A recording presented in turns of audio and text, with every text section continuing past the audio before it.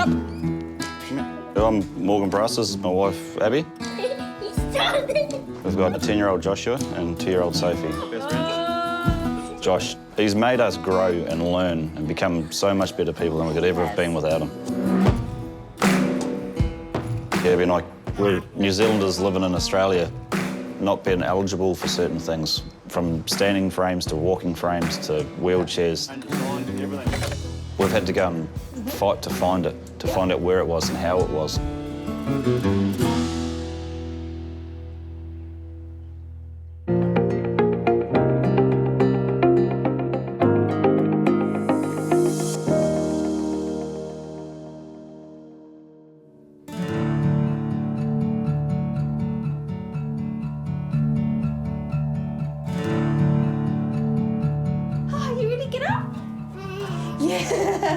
Yeah, shall we go get Josh? All right, ready? So Josh, up, come on. Josh, get up. Come on, Josh. Come on, time to get up. Getting to know Josh, it's been a bit of an adventure. Get up, you need to go take care of your business. Come on, let's go, Josh. Unless you've actually met Josh and you've seen him yourself, you can't know exactly what it is. He's just a certain person that you just... He's an overconfident, stubborn, sassy little kid that's got a heart of gold. Yeah. That knows everything, of course. And he gives everything a go. He's just... He loves life and loves accomplishing every goal he can sort of get to. Josh oversees everything. He helps her with the toothpaste, and races her with brushing bubbles. In the mornings when I'm rushing around getting myself ready and getting the day, like all our bags packed, Josh will help Sophie by getting her shoes and cleaning up. These two are best friends. My mum, she's nice. She can be strict. She yells at me if I don't clean things up and all that. My dad is fun. My sister is funny, weird, and annoying. You two stop. Josh. She's chasing me. This is my mornings. Stop, no. Outside then. Go outside. Okay, out. Let's go. Come on, children, let's go. Life. It's really busy. He was 8 when I had her. So we made sure he was independent before we fell pregnant with the second. All right, children. Eat up. Oh, yeah. Faster. I am. We met in our hometown in Oamaru, New Zealand, when we were 17 and 18 years of age. And we've been together ever since. How long have we been married? I always get this wrong. 9 years. 2010. Yeah. So I was just working at McDonald's. Morgan was an apprentice watchmaker. I wasn't. Sorry, qualified watchmaker? No. What were you doing? I was working at the flour mill. Oh my gosh, same. There we go. I've been with you for too long. It was Morgan's idea to move over to Aussie. He said, look, I'm leaving, I'm booking tickets. You're either gonna come with me or you're not. Well, I was in love, so I followed him. And it's been the best decision that we could have ever made. No, not that one, another one. Another one. No, another one. I was not really a maternal sort of person. I had no motherly bone in my body. And then all of a sudden, it just clicked. And I said, Morgan, we're having a baby. And he just looked at me, he's like, you've got to be kidding. It changes immensely. Like, you look at the world differently and you treat everything and everything about life differently, I guess. I remember saying to him, because he goes, oh, I don't know if I'm ready to be a dad yet. And I'm like, it's too late, mate. We were super happy we were pregnant. And we had our first scan that came back cool. We had our second scan that came back great. Then it got to our 24-week scan and the lady comes in and she starts examining my belly. And she doesn't say anything. It was just dead silence for ages. And there was you could tell nothing. something wasn't right with her, like it wasn't a normal scan that she was looking at. And I was sick of it. I was like, so what's going on? You haven't told us anything. They're like, well, I can tell you a couple of things. First one, your child's got spina bifida. What does this mean? You know, like I had never heard of spina bifida. We didn't know what to do.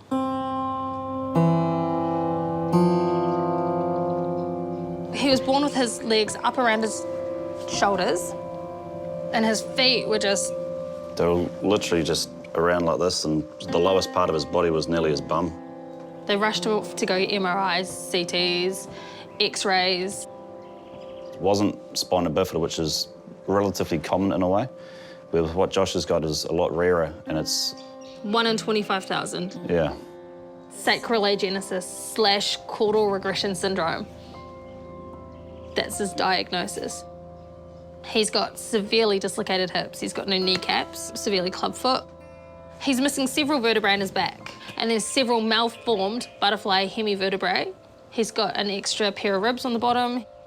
After the shock kind of set in, this baby needed to be fed, needed to be changed. We needed to just keep going.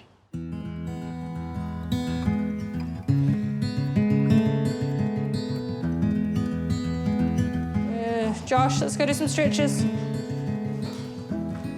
I went to Centrelink and I asked for a healthcare card. And they said no. Because Josh is born here to New Zealand parents, he's a citizen of New Zealand by descent. If you check it out on the immigration website, you're not entitled to any help for disability. It's very hard when you don't know where to go or what to do as well. Sit down. No, I'd rather sit here, Zoe. You can sit down too, Josh. My cushion. We really had no idea at what the expenses would be or what that entail.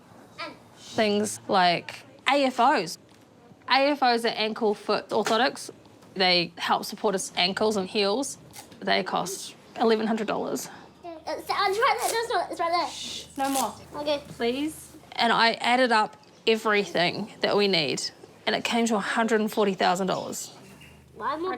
Not being eligible for certain things. We've had to go and fight to find it, find out where it was and how it was. Skin breakdown before. I know, but I'm just like looking at your toe. Like if the colour doesn't come back, then you could get pressure sores. So we were told we weren't allowed any more hospital physio once he turned 1. So I then took it upon myself to become his physio. So one has got more flexion, as you can tell, than the other. He was born with no kneecaps. And he's got the most killer thigh abduction. It's just, unfortunately, he can't walk like a traditional child. It's just one of those things. Hey, Josh, nice kicking. You're smacking my foot. You get it. All right, so this is what I would do 3 times a day. I just thought, you know what? Sounds like a fun game. My theory is, you know, they're all about encouraging baby massage. No. Yeah. Well, Why not? So It couldn't hurt. So we sit on boots. It's like scratching. Don't scratch, mate. Yeah, you scratch.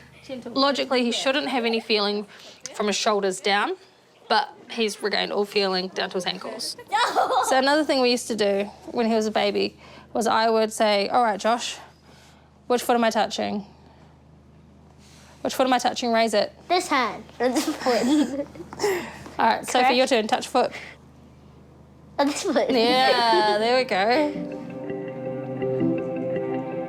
When he was about 3, he started showing crazy signs of being incredibly strong.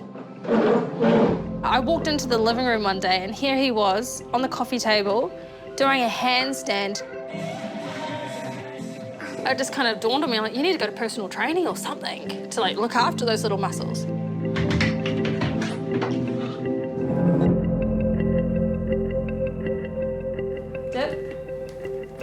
Dip. Keep going. 10, go. So what encouraged walking with Josh was that we managed to borrow some parallel bars. He didn't really use them for walking, he used them as a gymnast. Oh, you gotta walk to the tub. Let's go. Oh, Sophie, get off your brother. get off. I can do it. Okay, watch, you gotta stand. Yeah. Show me your thing. Well, that's Mum's. So up to where? Over to that and back. 1, 2, 3. All right, not so wide. She's saying spider. Touch. Turn around. Doesn't get you, Zoe. Bring your belly in. No. Sophie, Josh wants some tickles. No. Stop out then. Okay. Sophie, do you know what time it is? Tickle time, go. Say, no, don't. All right, let's go. You're gonna challenge yourself by going over top of that. Done. So I take the approach where I don't move things. I make him go around or over top of things. Did it. All right, now pick them up and stack them up nicely. Let's go, Sophie. Yeah, we can. Because it's business time, let's go. 11:30. That's what, like after baseball. No, you can do it now. But I'll make it. Stop talking about it, just go take care of your business, let's go. So when he was born, trying to come to terms with his disability was very, very hard. It took me a good 2 years to try and process. It's kind of like a grieving process. First you're sad, and then you're angry, and then depressed, and I was crying lots and just embarrassed. I know it sounds really terrible, but when I first took him out in public, and the amount of stares he got was crazy because his legs were so deformed. And I became quite defensive, a little bit aggressive even, just like, what are you staring at? Stop staring. And then as Josh got older and he was in his wheelchair, people would stare at him as being a little 3-year-old, 4-year-old in a wheelchair. Want to be looking, seeing what the little kid was up to and what he was doing. And we kept telling them, if they want to look, give them something to look at. Morgan actually was on the internet and he was watching YouTube videos and he came across Aaron Wheels fathering him, and he is like the founder of WCMX, which is wheelchair motocross, so that's going to the skate park in your wheelchair. Morgan goes to Josh, Josh, come look at this. So Josh sits down and he watched it 4 times in a row. The first time, just wanted to restart it and watch it again and again. And yeah, and we looked at each other and we're like, Josh, do you want to give this a go? And he's, yeah. So that literally the next day, we went to a motorbike shop. Went to the motorbike shop, bought himself a full-face motorbike helmet and went to the skate park. And it was raining, but he didn't want to stop. He wanted to get out of the car and put the helmet on and go for it. And he did. Go downstairs, or I can do a fakie where you go up one, but then you just go back down and do a spin. One time when I did that, I did it and I was spinning on one wheel. I was spinning real fast. I thought I was gonna fall over, but then I landed.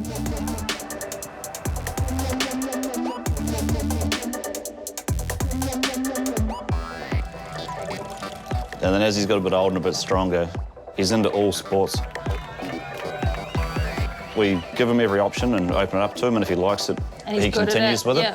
And if not, we put it on the wayside and he moves on to another thing that he likes the look of and he's happy to do. And everything he tries, he excels at, which is really good, but really frustrating because I don't want to say no. There's only so many hours in a day.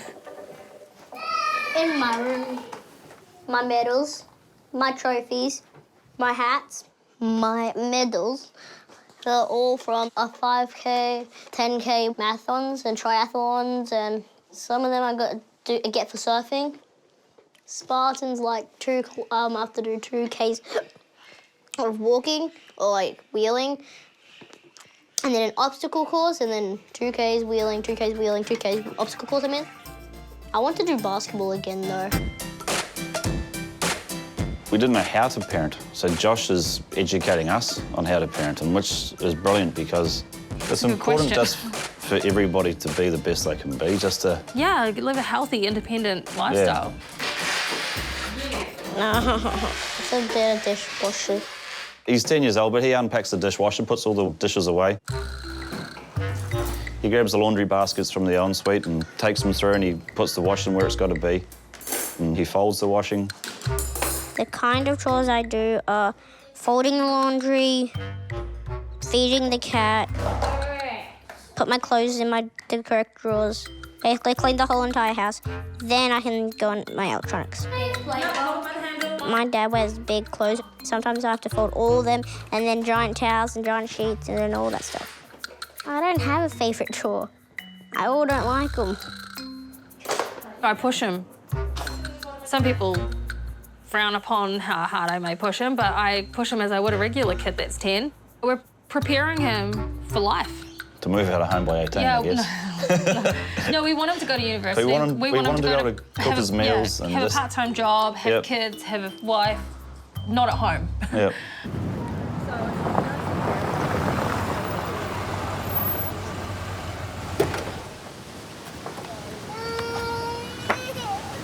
Well, Dad, you said I'm gonna just go in my beach wheelchair. Josh, just hold up.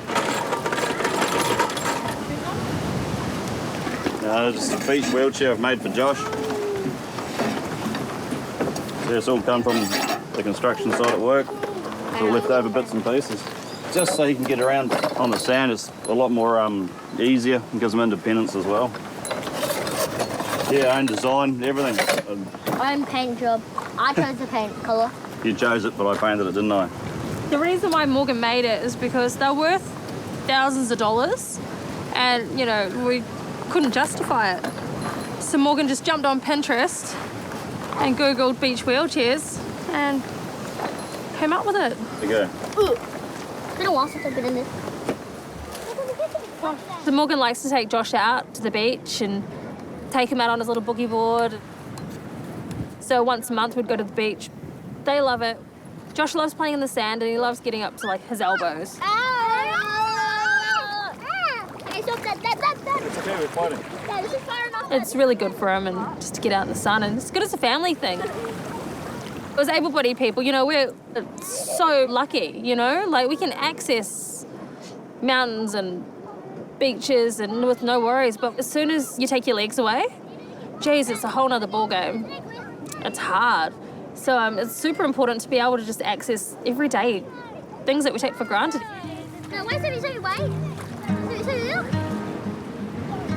With all the equipment, it's very expensive, and when you get it, because Josh is small and he's growing, he grows out of it relatively quick as well. Like, some families can't afford to buy the wheelchair, so they sort of get a bigger chair, which isn't really appropriate. So with us, with all Josh's old equipment, we're trying to hand it down to other families that need it, and then they give it back to us, and then we find another family, we'll try and pass it on to them until they get the chair that they need.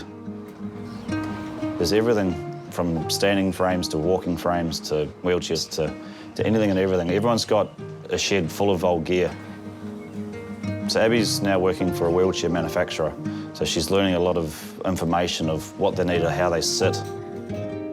I'm packing up some chairs to take to a little boy to trial who needs a new chair, not quite yet, but in the near future. My job is sales manager of Queensland, Mogo Wheelchairs. I'm passionate about helping other people, you know, whether they're government funded, they're Kiwis or they're whatever, I don't care. I'll help them find ways to be able to fund their chair, whether it's through local community grants or just fundraising, we can make it happen. I'm really involved with Variety, the children's charity. We've been a recipient of a $5,000 scholarship for the last 2 years. So that's helped us so much. Lessons and, you know, just the small specialised stuff that you don't usually afford.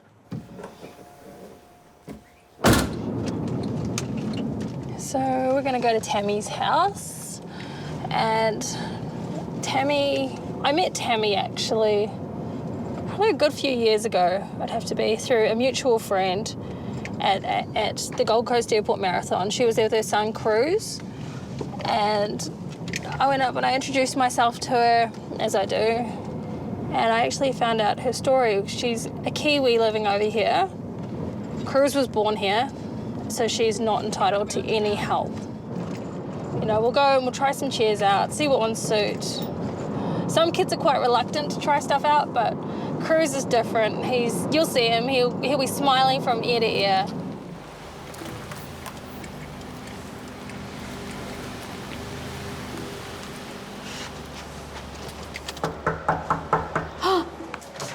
Hello. Hi. How are you? Good, how are you? Oh, you've got all the goodies. I do. Beep, beep. Beep, beep. Look at all these, Cruz. Would you like to try another chair? Do you want to try one? Then try this one. Would you like to try this one? Yes. Okay. Let's give it a go. Cruz is 6 years old. Cruz was born with like a rare genetic disorder called 2q37 deletion syndrome. There's only about 100 people recorded with that in the world. It affects speech, physical development, mental development. So when I went to ask for some assistance, they said that I wasn't able to get anything. So we didn't have access to Disability Services Queensland and no funding. There was sort of nothing, no government assistance whatsoever. It's been privately funded, so my poor husband has worked ridiculous hours since he was born just to keep up with medication, living in hospital, the parking, you know, just everything, equipment. Nothing is cheap, that's special needs, so yeah. Josh, push. Good boy. Do you like this one? You do. Looks comfy. So every single slit in it is adjustable. Oh, okay. Because a lot of them have only got limited adjustment. Okay. So you could actually have it for quite some time before he'd outgrow it. Yeah. Okay. At the start, I guess when you're first finding out the diagnosis, you're sort of just coming to terms with it yourself and researching and sort of finding out where you're going to, what you need to do for your children. I don't know if it's a Kiwi thing too, you sort of don't really like asking for help. You're sort of like, no, I'm good, I've got this, it's fine, I don't need help. But finally, I thought I totally need help with this. I'm just totally lost. You want to try this one now? We can try this one. We'll just have to put a different seat cushion on it. Shall we put your one on? We'll put your one on. I met Abbi and she just introduced herself and introduced Josh to us, and Cruz met Josh, and then she found me on Facebook. So she's sort of been steering me in the right direction, where to go for funding. Everything we've sort of done with Cruz, she's already been there and done that, so she's got that much more experience than me to let me know what to do. So what I'll do, Tammy, is I'll take measurements. Yep. And then I'll send them through to Leon, who will look over the photos and check out the measurements, because we've got a duty of care. Yeah. And it's a lot of money to be spending on a chair. Yeah. But Sam and I have pledged that we're going to fundraise Aww. the money for your chair. Thank you. Cruz's chair. Aww, thank you. So Cruz, that what do you is- say? Say thank you. Because we know what it's like. We've been put in your situation. Joshua's first chair, we put the story out there, and within a week, we raised over Really? $5,000. Wow. So, yeah, want to pay it forward and help you. Thank you. Now. You can always change it. I myself personally, we see what other people have done for ourselves, and Josh just being themselves and encouraging us to let him be himself and showing us how to do certain things, and Yeah, so to let Josh jump down a set of stairs, you know, like he jumps down one step at a time. He's now up to 2 steps. So now we're just trying to encourage the parents and to show the kids that they can do it. Like Josh can go down gutters now, he can jump back up a gutter. And we're just sort of trying to teach the other kids, like the younger kids, as Josh was. And that's what we're trying to tell Josh. When he was young, the older ones would help him, and now that Josh is older, we're trying to get Josh to help the younger ones, to try and help them just be the best they can be and be independent and just love life. That's why camp came about. I'm talking about my Variety Kids sports camp that I have founded. So how this started was when Josh was little, I was talking to some of my friends in America, and they said to me, come over to our camps. I applied for a grant through the Challenged Athletes Foundation, and we got approved. So Josh was only like 5, and we went over to America. And so we were exposed to what was available and all the opportunities over there. It ignited a spark, not only with him, but within me. And I said, oh man, we shouldn't have to go to America every time we want to do something. And so we asked our friends over at Variety Children's Charity. And I said to Steve, the CEO of Variety, I want to host a sports camp for children with a physical disability. And he's like, all right, let me put it to the board, put it on paper, give me a plan, and within 24 hours, I sent it through to him, and he says, do you ever sleep? And I'm like, no. He's like, yeah, I took it to the board, and it's approved. Blue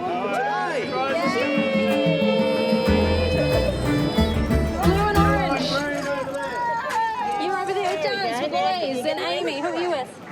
Darren. Dance? I wanted to expose these kids to everything Josh has been exposed to. So everything we've learned, all the people we've met, I have put together and put them into this camp. So we're going to stop that. We do personal training, health and nutrition, and remedial massage, because they need to learn how to look after their little bodies. Chair skills, so they're learning how to get up and down curbs, do ramps safely. They do adaptive dance. Chair maintenance, so they learn how to take care of their own chair instead of having to rely on someone else to do it. They can do it themselves. You'll be fast. They're doing an obstacle course. So I'm very good because I had practice for when my dad was pre-making it. They are doing a wheelie team. For the first one, you have to try and balance and then go down. And then you do a wheelie And then there's this stuff on the ground, so you have to do a wheelie over it.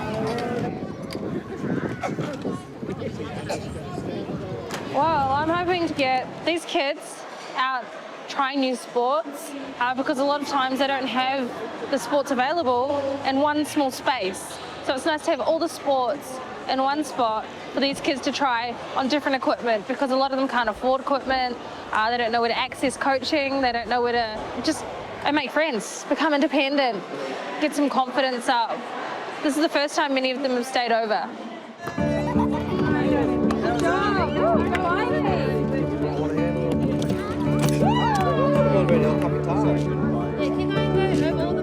You know, you've got a kid with a disability. It's quite scary because you don't know where to look, where to turn to. It's so isolating. But once you're in there and you're in like a little group and people start talking, then your world opens up. It just makes your life a lot easier and your kid becomes way more confident. I hope they take out of camp what Josh has taken out of camp over the years. Because every time he goes to a camp or a clinic or something, you see him just progress and learn, and he's a different kid every time. He's not the same kid leaving as he is arriving. No. He's got different skills or abilities, or he's just handling his chair slightly different. But the kids can also get together and talk to each other about their same wheelchairs, or what wheelchair they've got and what I've got, where Josh can't do that at school with his mates. It's putting the same kids together in the same place with good people and good mentors.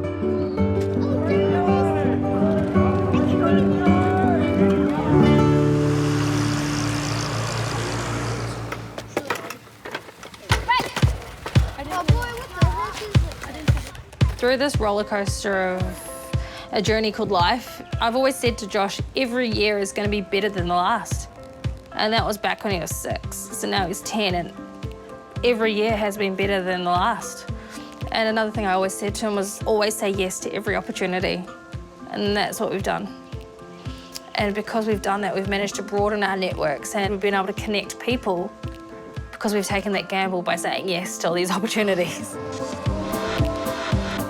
Yeah, I can't say I regret a thing. We're a lot tougher and more confident as parents, thanks to Josh. Never changed him for the world. Even though he does always say to us, Mum, if I had one wish, it would be to be an able-bod. And I said, mate, you can't tell me that your mates at school that are able-bods have done half of what you've done in your lifetime.